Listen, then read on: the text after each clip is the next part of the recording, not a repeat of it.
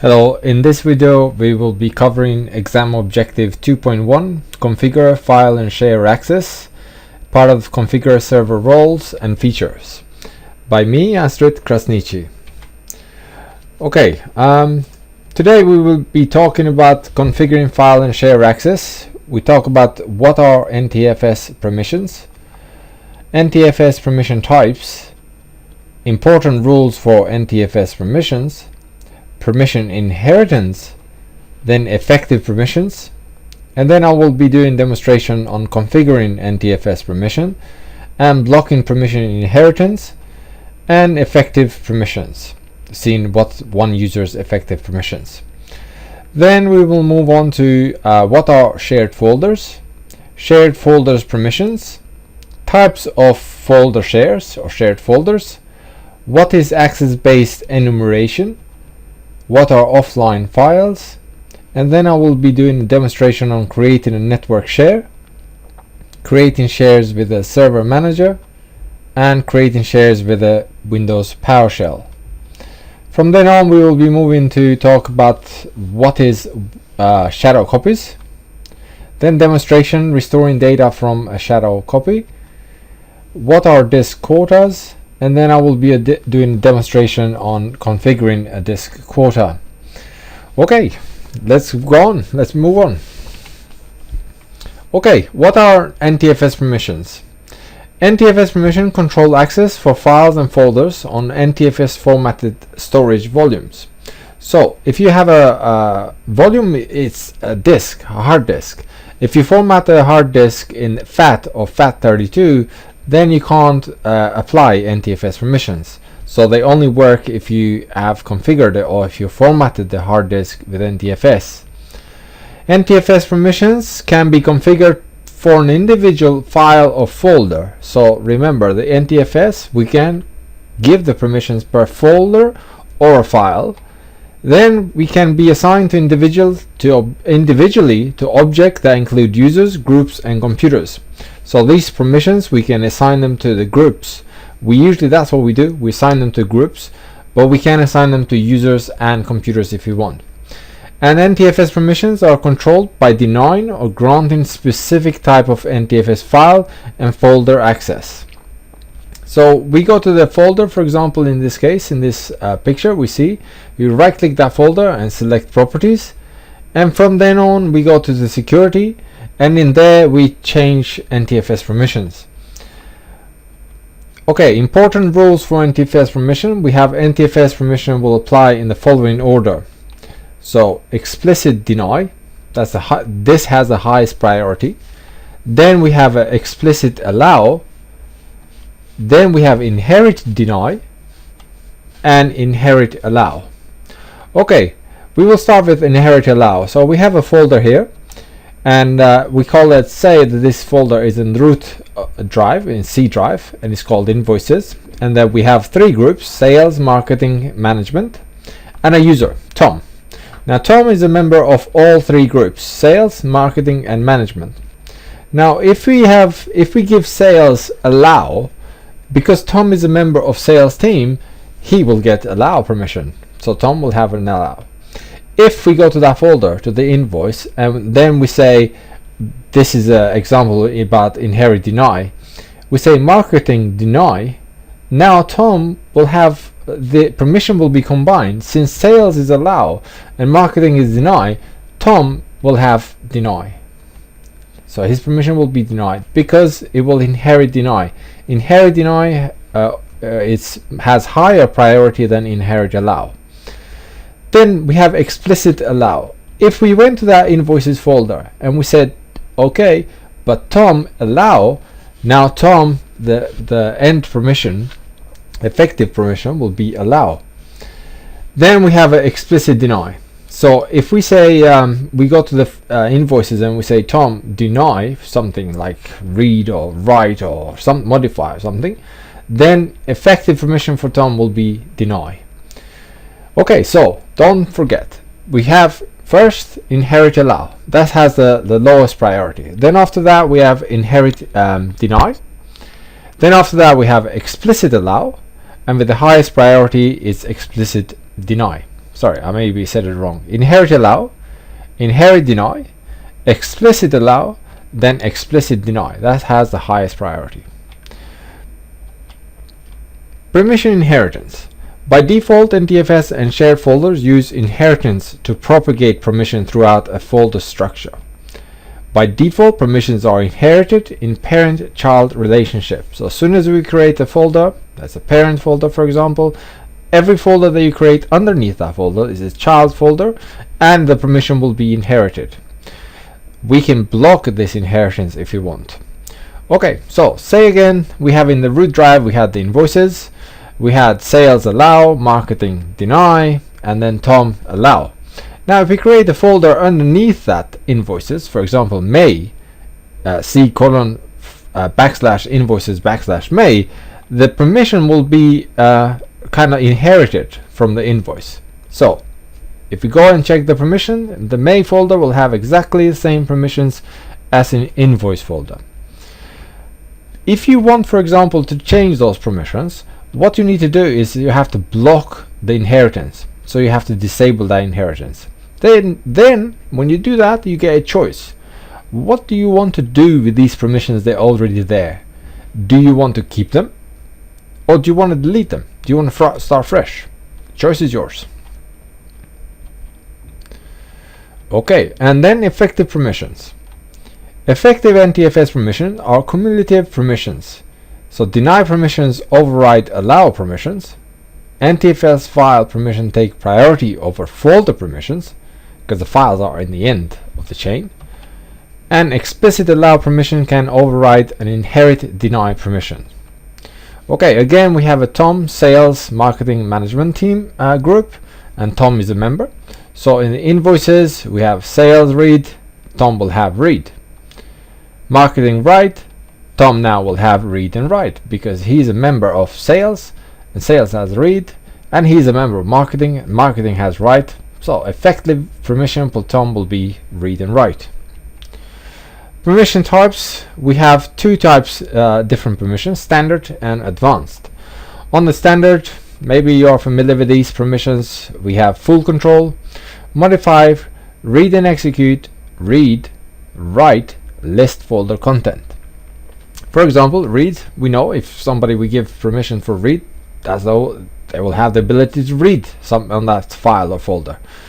If you have permission read and execute, that in that folder, if it's some executable file like .exe something, then that user will be allowed to execute that file. So it will have read, and it will be able to execute the file, any applications. Then write, we know user will be able to write. So users, you can give read and write for some folder, then the user will be able to read and write in that folder. Then we have a list folder content. Now here, this one is for example, the backup operators. They can just see what the folders, the structure of the folders of the file system, but they don't really need to be able to read or write these folders. All they need to know is that there is folder out there, and they need to back it up. Then the two top ones, we have full control and modify. Full control, it has the permission to do pretty much everything on that folder. Then one important permission is with the full control is the ability to take ownership of that folder. Whoever creates a folder, he's the owner of the folder. If you give a permission full control to somebody else, then that somebody else will be able to take over the folder and become the owner. Modify permission is a bit different. That ownership is not allowed. You can't change the ownership. And with a modify, you can do pretty much whatever you want inside that folder. You can't actually delete the folder that you given a modify permission. Okay, then we have some advanced permissions. In advanced permission, we have read write attribute. We have a take ownership attribute, take permission, change permissions, and synchronize. These are advanced permissions. So when we went to the properties, we could see that by default here in the test properties test folder, we can see the administrator has full control of this folder. Demonstration. On this demonstration, I will be configuring NTFS permission. We'll demonstrate how to block permission inheritance and the effective permissions for user. So on the Oracle, this is my server. So I'm gonna log into this server. Now you can see this it's not a member of domain, this server. I'm gonna make this as a domain controller later on the videos, but at the moment it's just a regular server. So I'm gonna log and the user, there's only one user, administrator. So I'm gonna log on as administrator, but then once I'm inside, I will go and create one more user. We'll get to see that, how to do that as well. And then we create some folders and give permission to that user. Okay, we just wait a few seconds for the machine to start.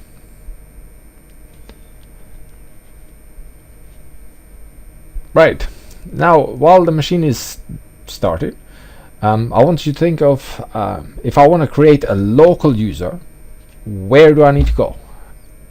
Local user now.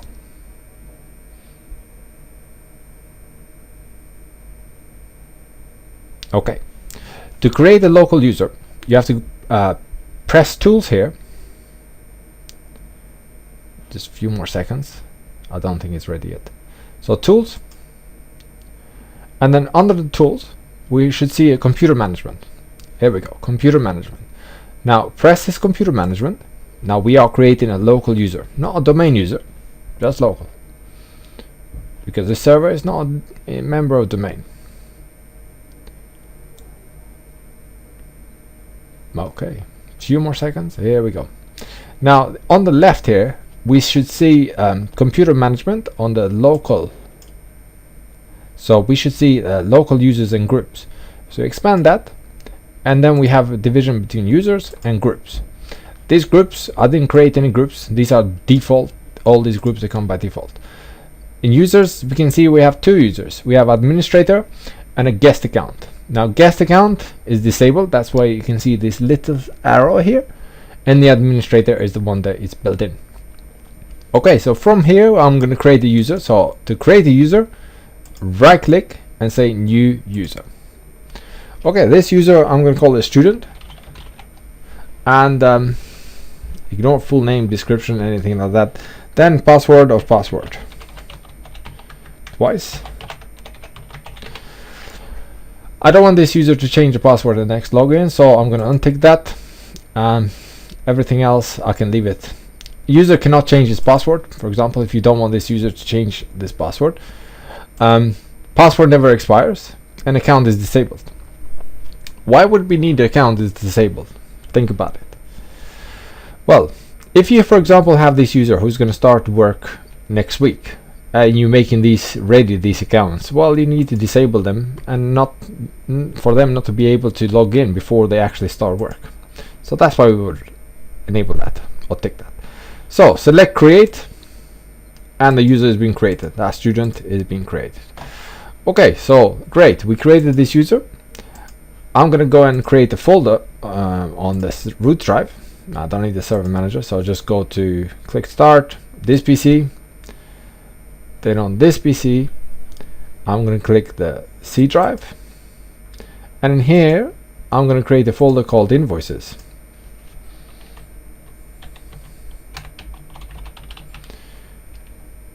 Okay, invoices.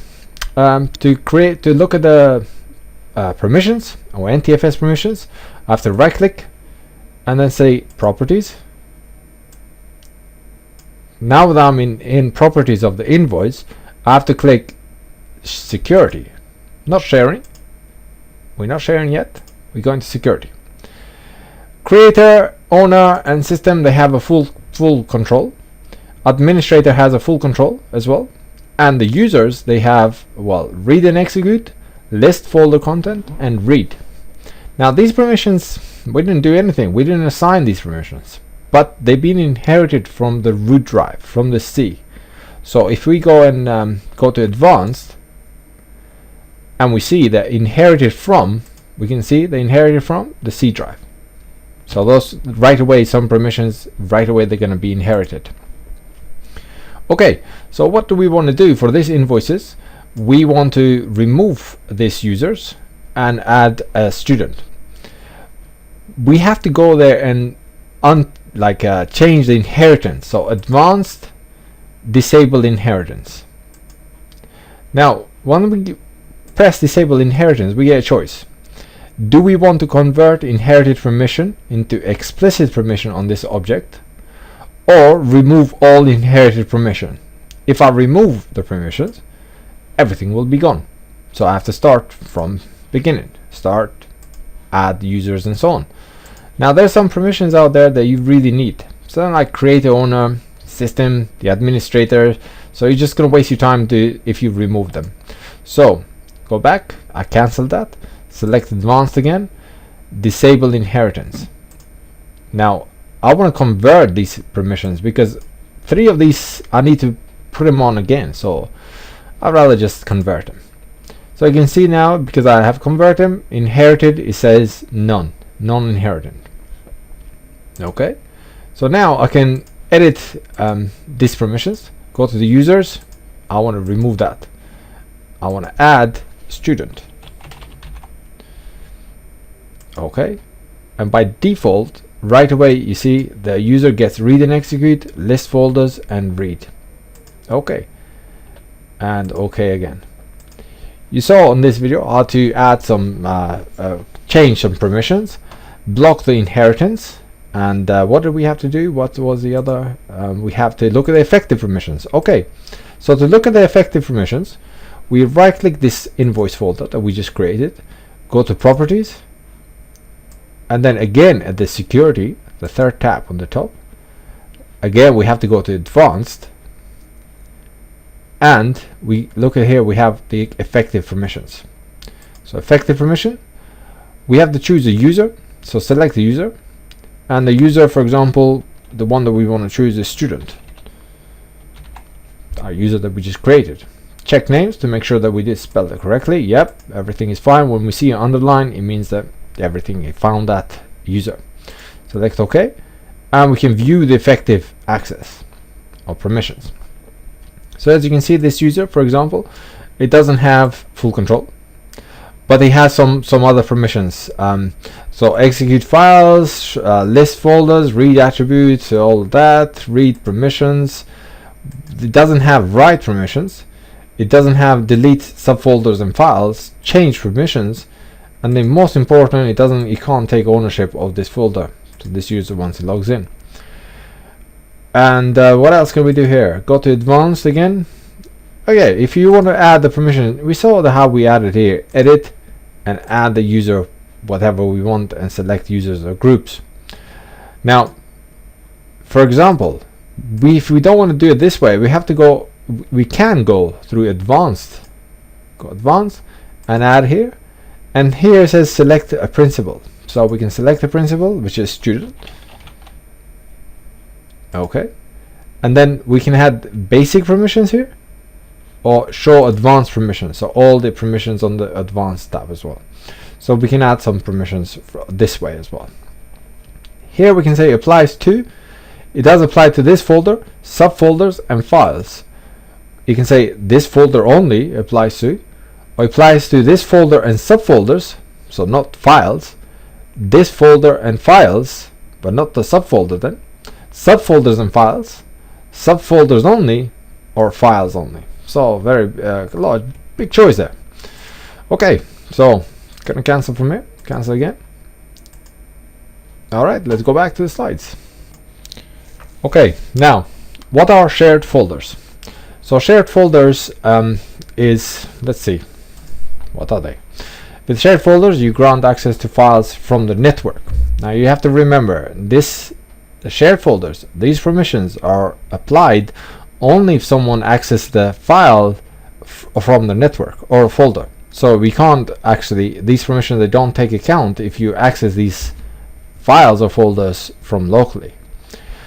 The sharing process applies only to the folder level. So we can't share files, we can share folders. And then the files, whatever file we have inside the folders, they will become available. You cannot share an individual file or a group of files.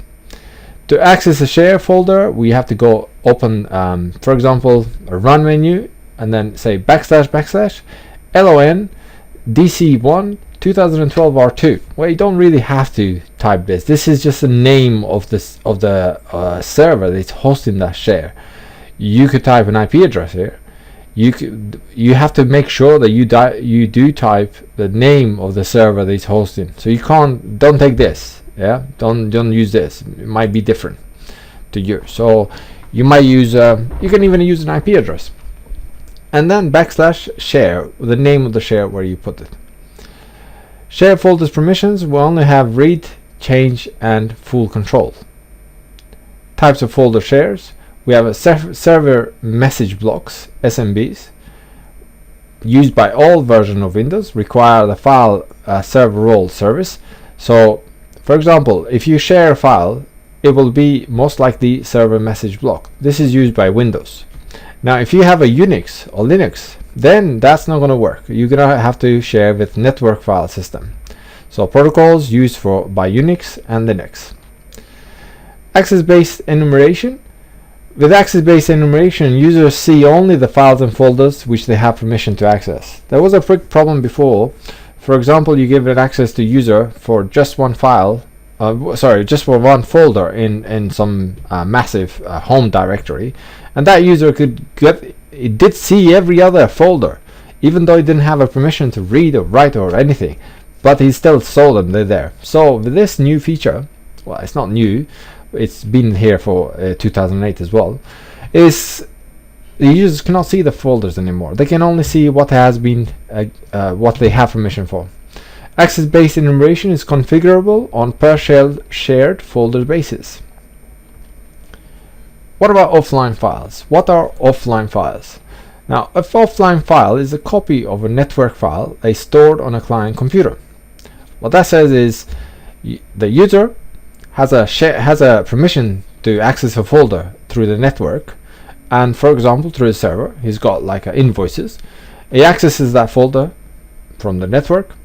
Now, if you allow this share for a user to actually have a cached copy in the computer, so if the user goes home, he can still work with that folder, he can still update the files and so on.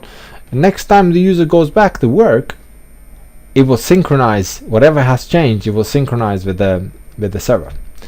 By using offline files, user can access network-based files when their client computer is disconnected from the network. Changes are synchronized with the network copy next time the client reconnects to the network, and this synchronization schedule is controlled by client operating system, not the server. So in this demonstration, I will show you how to create a network share, creating a share with a server manager, then creating a share with Windows PowerShell. So, okay, so now I'm going to go again to my VirtualBox, Oracle VirtualBox. This is my server. So we want to create a network share. Again, if we access that invoices folder that we created, so go to this PC, in the root drive, we have invoices up there. So if we want to create a share for this invoices folder, we right click, go to properties again. Now, we don't want to control NTFS permissions. NTFS permissions are when the user logs in locally. When the user logs in locally, the NTFS permission will be applied. When user accesses the folder through network, then the share permissions will be applied first, and then the NTFS permissions. These two will be combined. But now we want to share this folder, so the users will access it from the network. So we go to sharing. We can share it with the basic sharing, or we can go advanced sharing. I would always choose advanced sharing. So you can check basic sharing first. This doesn't give you too much options. Just go to advanced sharing. We have a little bit more control. Now we can share this folder. So if we tick that, this stuff will become available. So share this folder, and then share name. You don't have to share with the same name as what folder is. So you can share with a different name, so it will make more sense for the users. For example, I don't know, the invoice is a good name, but say May invoices. Okay, so maybe for users it will make more sense. But anyway, I just want to make a point here that you don't have to share with the same name as whatever you give into the folder. It can be a different name. And here you can limit the number of simultaneous users. How many users can simultaneously access this folder? So here Microsoft has a very large number here. You can put, like, I don't know, whatever users you have in your network. 100, say 100. So 100 users can access this folder simultaneously. After that, 101, that's it, can't access it. And then we have a permissions. By default, you will get everyone will have read permission. Now you have to be careful here, because everyone means everyone, even the people who are not member of your domain.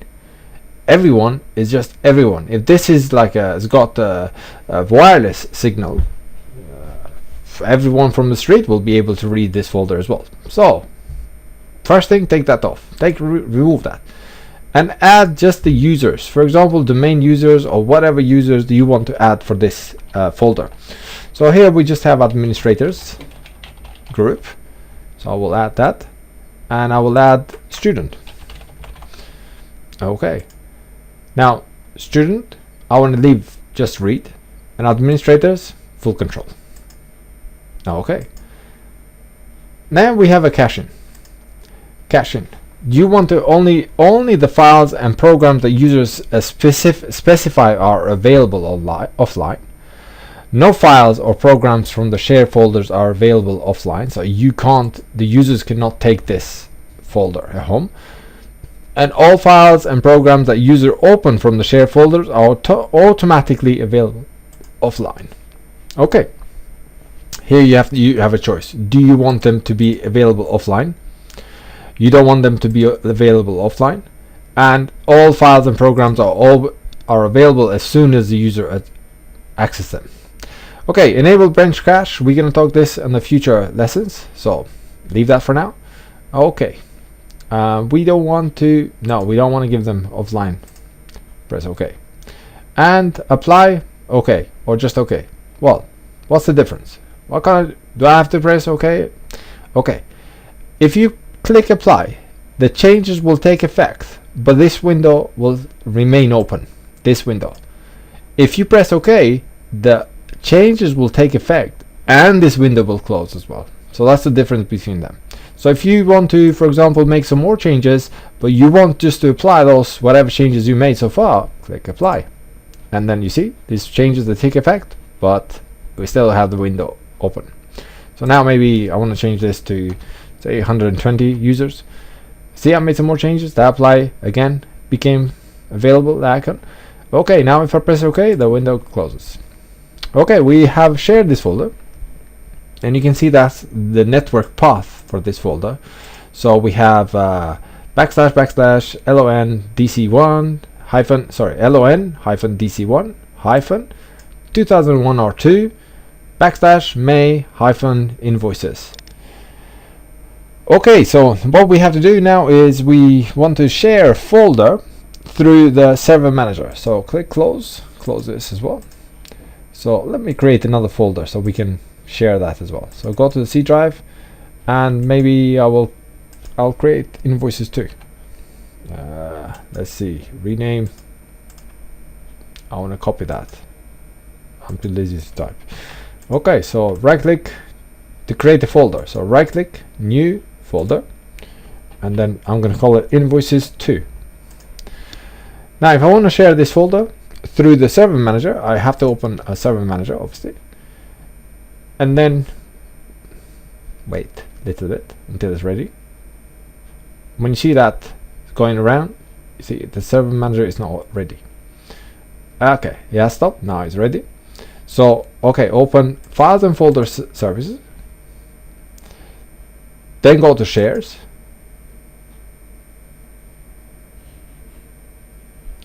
okay. From here we can see right away what share we have. We have one folder already called my invoices, and local path is C:\invoices, and protocol is SMB. So if we want to share another folder, for example, we have to click here, or this drop down arrow, click new share. From here we have a choice. Oh, now we have an NFS as well. we can choose. We can choose SMB share quick, advanced, application, NFS quick, NFS advanced. So if you have a Unix, you want to make a share available for Unix users, then you have to do it from here, from the server manager. So we have to click, for this exercise, we click SMB share quick, next, and then choose a server what server is sharing. So yeah, this server. If you have more servers, they will be available here. And then share location, we have to choose, for example here, because we want to share the invoices to, we have to put a custom path. Maybe you don't remember the path, you can always just browse for it. Yeah, the invoices to is here, select that folder. So that's the folder that I want to share. C:\\, invoices to, next. Now share name, again, we don't have to be like invoices to, it can be a different name. You can write a description. This will appear for the users when they search. Local path to the share and remote path to the share. Again, you have to remember these remote paths. Click next. And here from this server manager shares, we can enable access-based enumeration. We remember that if you enable this, the users will not be able to see if they don't have permission for that folder. So they will only see what they have permissions for. Allow caching and encrypt data access. When enabled, remote file access to this share will be encrypted. Whoa, that's a good one. Okay, I'm gonna take the default, click next, and now it's just like what we are doing. We can check the permissions if you want to change them, customize the permissions. Again, a lot more available. So cancel this, next, and here is just like to confirm the selection. So click create. Alright, so create SMB share has been completed. Set the SMB permissions, it has completed as well. So we close this, we're done here. Okay, so the last thing was to share a folder through the PowerShell. Okay, so I'm gonna make sure that I try not to make any typing errors. So again, I go to this PC, I create a new folder, and this time I'm going to create again invoices 3, maybe this time. Okay, so new folder, invoices 3. Right, so we have to remember that we can't make exactly the same name on the same drive.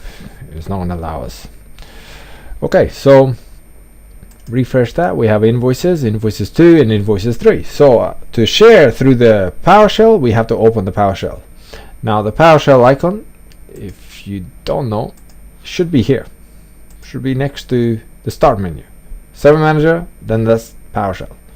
Okay, the PowerShell. Now the command to share through the PowerShell will be new SMB share. So SMB share.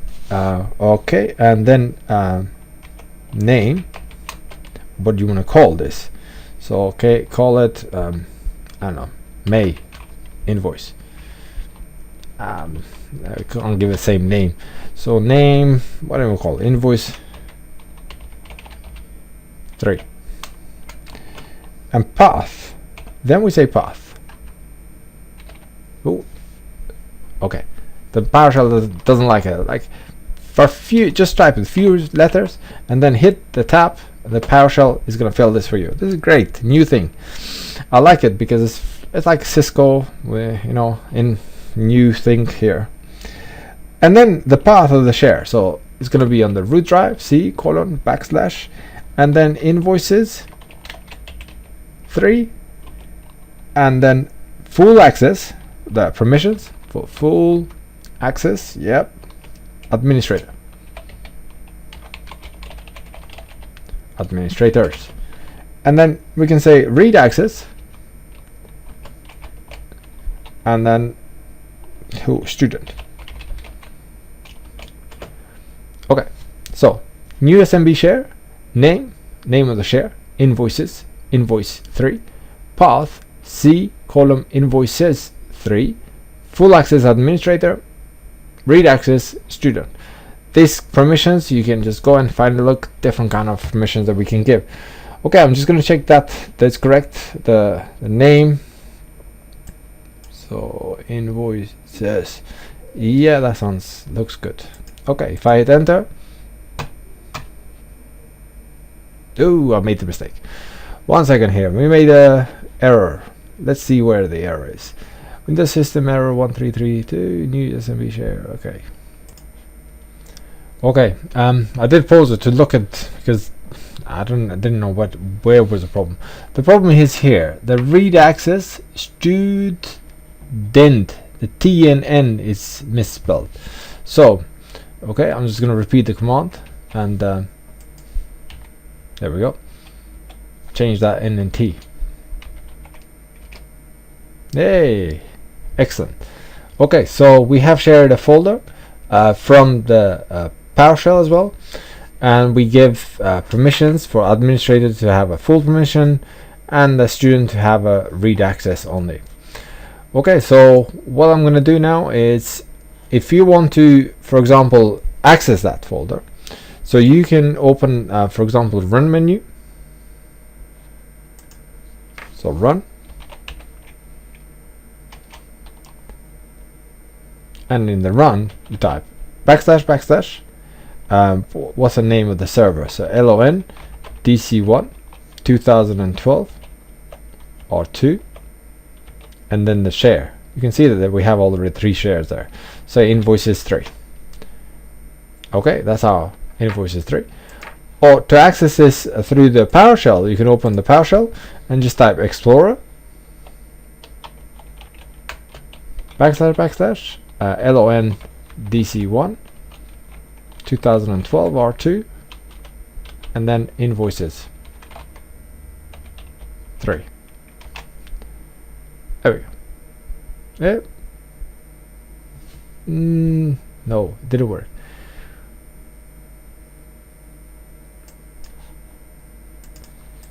It's been a long day today, so let's just see the invoices. There's an I there. Can't find it. Anyway, that's the command. Explore right there, Explorer, and then the path to the share. Okay, let's go back to the slides. Now we're going to talk about what are shadow copies. Okay, so shadow copies enable users to access previous version of files and folders on the network. So previous versions. It does recover files that were deleted accidentally, recover from accidental overwriting a file, compare versions of file while working, and are not replacement for backup. Now with the shadow copies, you have, for example, a file a user has made a file, saved it, and then later on opened that file, made some changes, and saved it. Then he's not happy with the changes. Says, "Oh, these changes are bad. I'll really like the changes that I made the first time." So there's no way of getting it back. They can phone the backup team, but the backup hasn't run, so they're just going to turn around and no, they say no, not able to recover. Anyway, the backup, it's very expensive to run. If a user wants to just like have a previous version of what the file had the way he had it before, to get the backup team to get that file back, it's going to cost the company quite a lot of money. So anyway, this is a way, shadow copies is a way for the users to be able to get their files back the way they were without actually involving the backup team at all. Okay, so we will see how restore data from shadow copy. So I'll go back to my server again. Let's go, that's the server, and the backup has to run. No, sorry, we're not talking about backup here. We're talking about the shadow copy. So shadow copy, we have to run. You enable the shadow copy in the drive. So right click the drive, go to properties, and then on the properties of the drive you have shadow copies here on the left. So shadow copies by default is disabled. You can see how many shares it says there. We have 3 shares, and we can just go and enable. Before we do that, we can go and do some settings. So click on the settings, and then what drive you want to enable. then how much space the shadow copies they're going to use. So here we have a 6 gigabyte, but you can change it. If you want to allow shadow copies to have more space, then go for it. Then you can change the schedule, different kind of schedule. So by default, it will run at 7 o'clock every day, every day of the week, working day, Saturday, not Saturday and Sunday, Monday, Tuesday, Wednesday, Thursday, and Friday at 7 o'clock, and at 12 o'clock. You can change the time. You can put a new one, different time of the day, and well, 7 o'clock in the morning is not very good. I wouldn't take that. So delete that. You really don't want to run at 12 o'clock. Maybe this I would run it at 10 o'clock. 10 o'clock, Monday to Friday. Then I will run it another one at something like at 2 o'clock every Monday to Friday. So weekly, Monday, Tuesday, Wednesday, Thursday, Friday, Saturday, Sunday. And I will take another one something like, I don't know, a little bit later, past 4 o'clock. Okay, done. Click OK. OK. And you can see that it's already been enabled. So it's been grayed out, this one. Disable, it's available now. Now, I'm not going to create it right now. So I'm just going to move this to the side here. I'm going to, in that invoices, the invoices here, this folder, I'm going to create a file. So this file is, I don't want to do it from administrator. I want to log off from the administrator and then do it from the student, and then go back, log on as administrator, take the shadow copy, and then log off, log back on as a student, and then look at the previous version. Okay, let's do it. So go there, click start, administrator, sign out. Okay, I want to sign in as a student. So student there, password or password.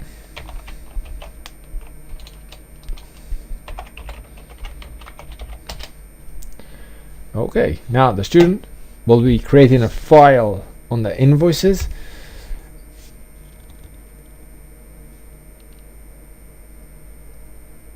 Now I'm just trying to think, like, did I give the permissions to create a file? Not sure. Let's see if we can do that. So click on the start, this PC, C drive, go to the invoices, and then let's try and create a file here. So new, he can't. Okay. Can it create it here? No. Didn't give it permissions for anywhere to create a file. What about here? Invoices 2, can I create the file here? Nope, I can't create it here either. So I can log off from student as an administrator, log back in as administrator, and give some permission to that student.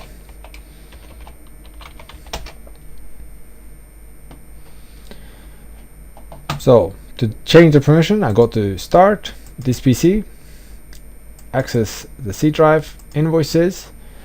Remember where it was? Right click, go to properties, and then choose security, because the student is going to access these files or this folder from locally, not through the network. So security, and student, you see it doesn't have any permission to write. So edit here, and I'm going to give modify permission, not full control. The difference between full control and modify, the student can do anything within this folder. Apart from this folder, he could not delete it and he cannot take ownership. Okay, so press OK, and I'm going to log off from administrator and log back in as a student.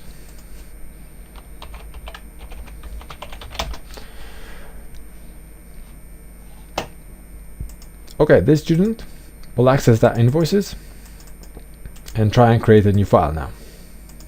Okay, now we can. So great. New text document.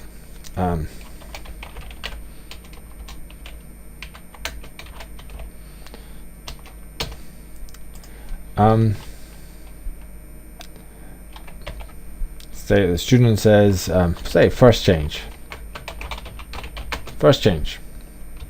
I want to copy this and do it a few times.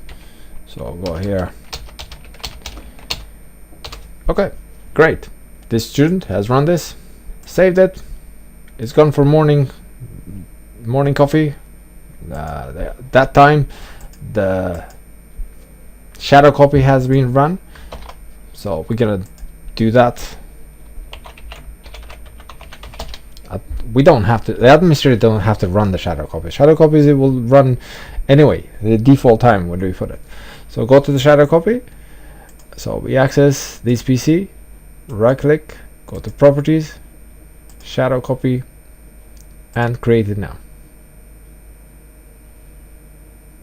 Okay, so the shadow copy has run. Now the user is gonna come back from his morning break and log back in, make the changes on that folder, on that file.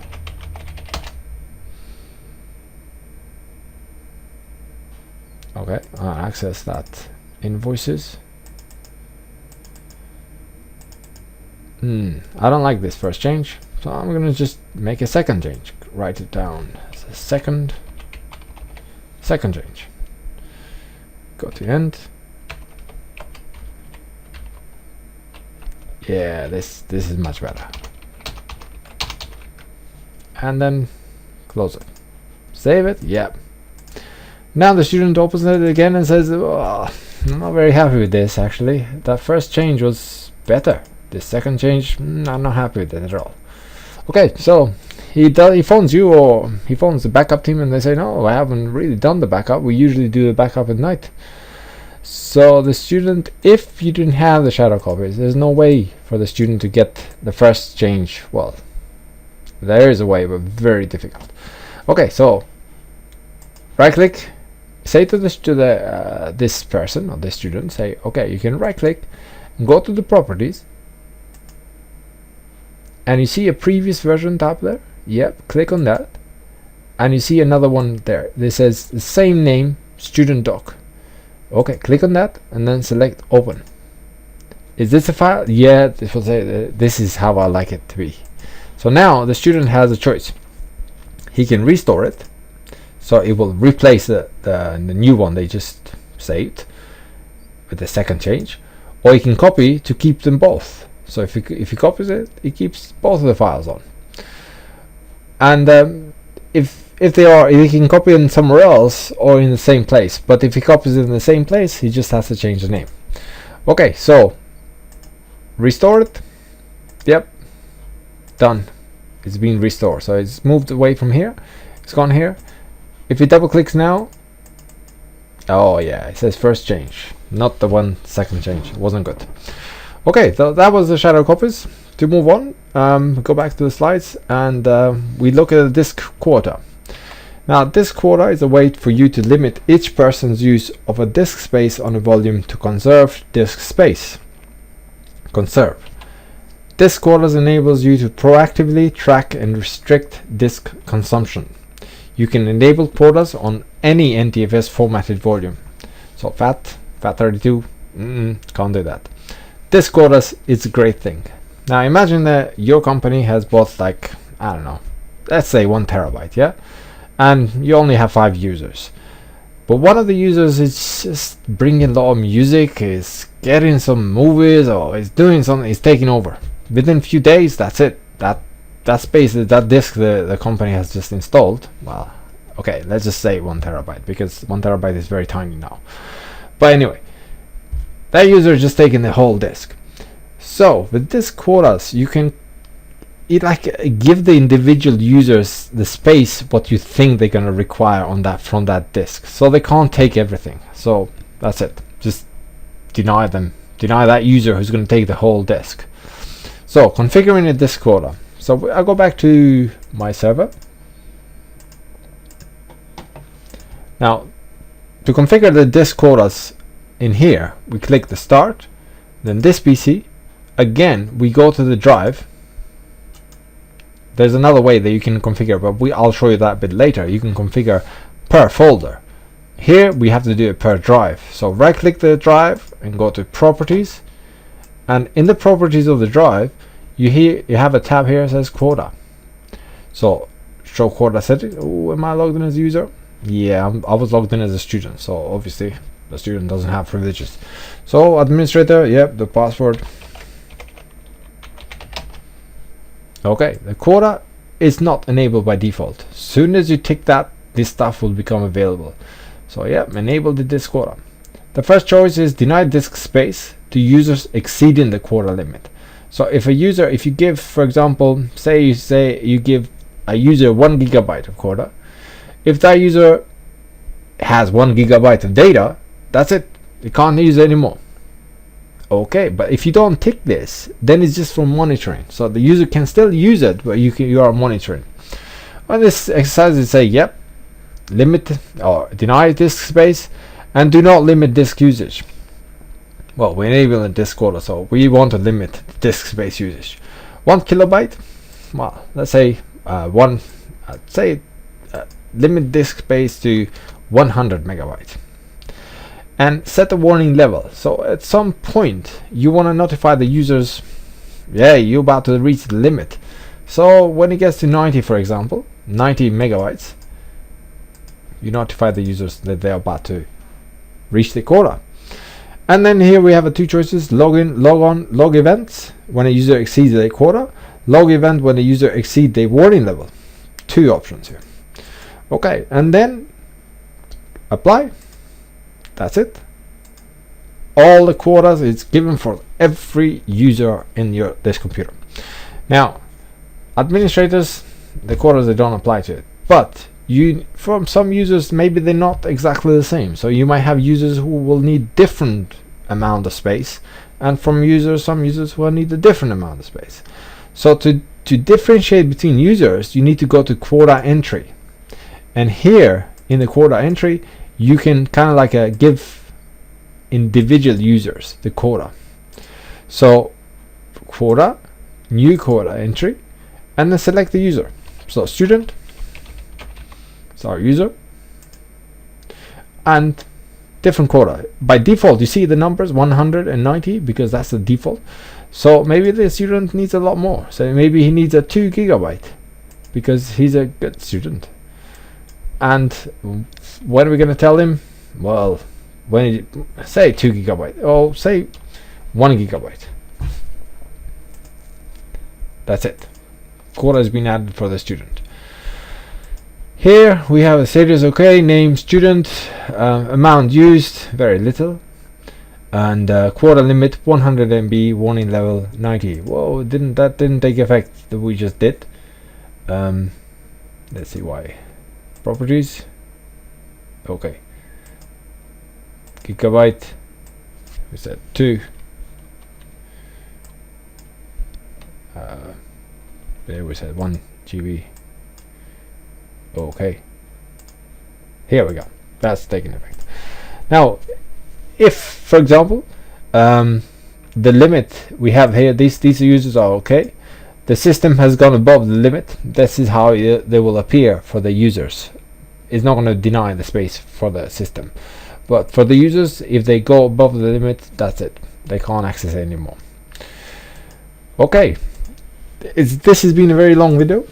I tried to make it as short as I can, but there's quite a lot of stuff here to learn. Anyway, so what we talked here is about NTFS permissions, and we talked about the shares, different kind of share, quotas, and what else? Shadow copies, yes. So we have shadow copies, NTFS permissions, and share folders. Okay, thank you very much for staying. If you managed to do it without actually pausing or without stopping it, thank you very much. Thank you for being there. See you in the next video. It was me, Astrid Krasniqi. Thank you very much.